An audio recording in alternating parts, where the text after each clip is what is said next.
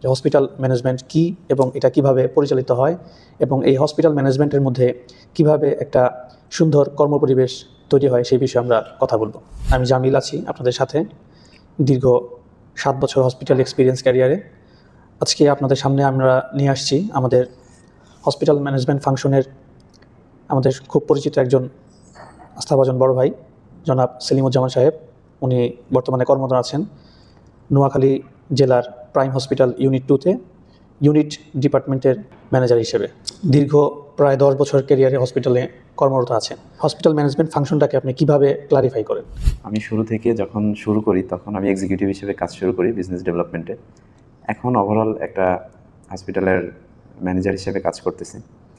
তো হসপিটালে সাধারণত 2 ধরনের ডিপার্টমেন্ট থাকে, যেমন ক্লিনিক্যাল ডিপার্টমেন্টগুলো একরকম আর অপারেশনাল ডিপার্টমেন্টগুলো আরেক রকম থাকে। তো সাধারণত ক্লিনিক্যাল ডিপার্টমেন্টই বেশি। ক্লিনিক্যাল ডিপার্টমেন্টের মধ্যে medical services, nursing, lab, radiology, emergency, IPT সার্ভিসের সাথে যারা জড়িত ওই সব ডিপার্টমেন্টকে আমরা সাধারণত ক্লিনিক্যাল ডিপার্টমেন্ট বলি। হসপিটাল অপারেশনে জড়িত যেমন অ্যাডমিনিস্ট্রেশন, এইচআর ডিপার্টমেন্ট, তারপরে অ্যাকাউন্টস, অডিট, এই ডিপার্টমেন্টগুলো সাধারণত হসপিটাল অপারেশনাল ডিপার্টমেন্ট হিসেবে বলতে পারি। যদি আমি চিন্তা করি যে আমার ক্লিনিক্যাল ডিপার্টমেন্টের কাজ কেমন হবে, ক্লিনিক্যাল ডিপার্টমেন্টগুলো সাধারণত রোস্টার ওয়াইজ কাজ করে, তারা শিফটিং কাজ করে। যেহেতু একটা হসপিটাল 24 আওয়ার্স ওপেন থাকে, 24 আওয়ার্স সার্ভিস এনশিওর করতে হয়, সেক্ষেত্রে ক্লিনিক্যাল ডিপার্টমেন্টগুলো 24 আওয়ার্স কভার করে। এই জন্যই তাদের শিফটিং ওয়াইজ ডিউটি হয়, মর্নিং, ইভিনিং, নাইট 3 শিফটে তারা কাজ করে। ডক্টররাও 3 শিফটে কাজ করেন, নার্স, অন্যান্য আদার্স স্টাফ সবাই 3 শিফটে কাজ করে। এর মধ্যে একটা জায়গাতে একটু ব্যতিক্রম আছে। ক্লিনিক্যাল ডিপার্টমেন্টগুলোর যারা এইচওডি থাকে, হেড অফ ডিপার্টমেন্ট, ওরা আবার একটু জেনারেল কাজ করে। যেমন হাউসকিপিং ডিপার্টমেন্টের হেড, উনি সাধারণত জেনারেল ডিউটি করে। তো জেনারেল ডিউটি আমরা ধরতে পারি সকাল 9টা থেকে বিকাল 5টা, এটা আইডিয়াল টাইম। এরপরে আরও কিছু বিভাগ আছে যেগুলো, যেমন মেইনটেন্যান্স, ইঞ্জিনিয়ারিং ডিপার্টমেন্ট, এই ডিপার্টমেন্টের অন্যান্য স্টাফগুলো যদিও রোস্টার ওয়াইজ 24 আওয়ার্স ডিউটি করে, but head of the department উনি সবসময় জেনারেল ডিউটি করেন। কাস্টমার কেয়ার ম্যানেজারটা একটু ব্যতিক্রম। এই ডিপার্টমেন্ট যেহেতু একদম সকাল থেকে শুরু করে রাত পর্যন্ত মেজর কাজ থাকে, সেক্ষেত্রে আমরা এটাকে কাস্টমার কেয়ার ম্যানেজার যিনি বা ইনচার্জ যিনি, ওনার ডিউটি রোস্টারটা একটু ডিফারেন্ট হয়ে থাকে। যেমন উনি সকাল থেকে দুপুর পর্যন্ত এক শিফট কাজ করেন, দুপুরের সময় উনি একটা লম্বা বিরতিতে থাকেন। সাধারণত ডক্টরগুলো আবার বিকাল থেকে চেম্বার স্টার্ট করে, এই জন্য দুপুরের গ্যাপটাতে উনি রেস্টে থাকেন। উনি আবার বিকালে 4 ঘন্টা কাজ করেন, যেমন বিকাল 4টা থেকে রাত 9টা অথবা 5টা থেকে 10টা। এটা জায়গা বুঝে। ঢাকার হসপিটালগুলো সাধারণত বিকাল 5টা থেকে রাত 10টা পর্যন্ত থাকে। পেরিফেরি বা শহর এলাকার হসপিটালগুলোতে 3টা থেকে রাত 9টা পর্যন্ত হতে পারে। তো এইভাবে অফিস বা স্টাফগুলো সাধারণত ডিউটি করে থাকে। আর যারা অপারেশনাল ডিপার্টমেন্টে কাজ করেন, যেমন অ্যাডমিনিস্ট্রেশন, এইচআর, অ্যাকাউন্টস, অডিট, এই ডিপার্টমেন্টগুলো সবসময় জেনারেল ডিউটি করে থাকে। এনাদের সকাল 9টা থেকে বিকাল 5টা পর্যন্ত আইডিয়াল টাইম, এই সময়ের মধ্যে ওনাদের সকল কাজ করে চলে যায়।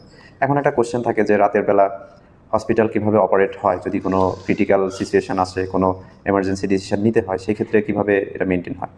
তো প্রতিটা হসপিটালেই একজন ডিউটি ম্যানেজার থাকেন, যিনি ডিউটি ম্যানেজার থাকেন হচ্ছে ওভারঅল 3 থেকে 4 জন, যারা মর্নিং, ইভিনিং, নাইট 3 শিফটে কাজ করেন। মর্নিংয়ে একজন, ইভিনিংয়ে একজন, নাইটে একজন।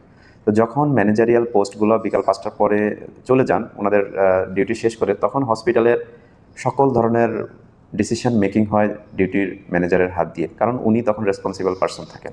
তো উনি যদি মনে করেন যে ওনার ডিউটি পিরিয়ডে কোনো ক্রিটিক্যাল সিচুয়েশন ক্রিয়েট হয়েছে এবং সেখানে একটা হায়ার ম্যানেজমেন্টের কনসার্ন লাগবে, তো উনি ওভার টেলিফোনে সেটা করে দেন, উনি ওনার ডিসিশন দেন। তো এভাবেই সাধারণত হসপিটাল ম্যানেজমেন্ট চলে। আমাদের দেশের সব হসপিটালগুলো সাধারণত এভাবেই চলে।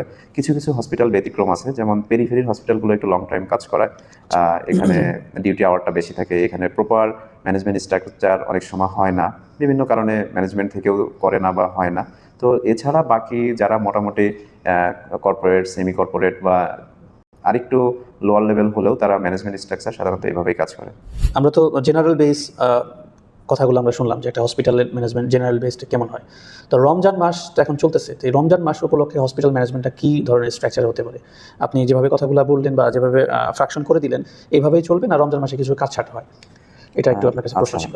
রমজান মাসে সাধারণত সব জায়গাতেই অফিস ওয়ার্কারদের টাইমটা একটু কমিয়ে নেওয়া আসা হয়, 1 ঘন্টা বা আধা ঘন্টা টাইম কমিয়ে দেওয়া হয়, কারণ ইফতারের একটা ব্যাপার আছে।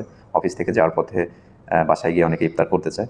তো সেক্ষেত্রে হসপিটালে আমি যেটা দেখেছি, হসপিটালে যারা অপারেশনাল ডিপার্টমেন্টে কাজ করে, অ্যাডমিন, অ্যাকাউন্টস, অডিট, এইচআর বা হেড অফ ডিপার্টমেন্ট, ওনারা সাধারণত 1 ঘন্টা কম অফিস করেন অথবা আধা ঘন্টা অফিস টাইমটা কমিয়ে দেওয়া হয়।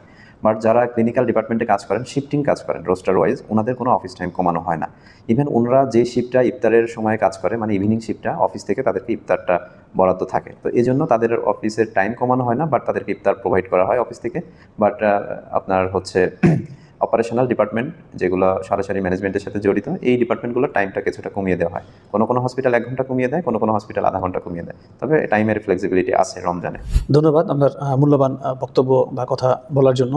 তো সুপ্রিয় দর্শক, আজকে এই পর্যন্তই। আমরা নেক্সটে অন্য বিষয় নিয়ে আমরা আপনাদের সামনে উপস্থিত হব। সেই পর্যন্ত আপনারা আমাদের সাথেই থাকুন। ধন্যবাদ। হসপিটাল ম্যানেজমেন্ট সম্পর্কে টুকিটাকি জ্ঞান আপনাদের সাথে শেয়ার করব। আশা করি সাবস্ক্রাইব করবেন, আমাদের পাশে থাকবেন।